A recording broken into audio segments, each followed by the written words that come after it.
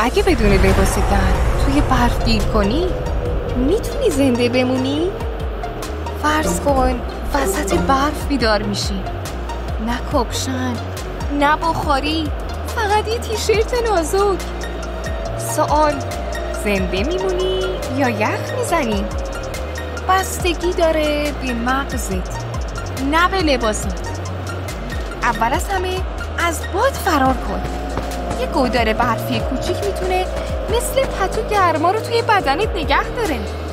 درسته که برف دشمنته، ولی اگه زرنگ باشی میتونه دوستت هم باشه. هرچی دم دستت استفاده کن. برگ خشک، خزه، روزنامه، حتی یه جوراب اضافه. فقط بین بدنت و برف فاصله بنداز. حرکت کن، ولی نه مثل دونده المپیک. اگه عرق کنی یخ میزنی. آروم حرکت کن، گرما تولید کن، ولی بخوابی مردی. سرما به مغز دستور خاموش شدن میده، ولی تو باهاش بجنگ. دشمن شماره 1 تو رطوبته. اگه لباست خیس شد با هر چی میتونی خشکش کن، حتی خود برف. پس بله، میتونی زنده بمونی.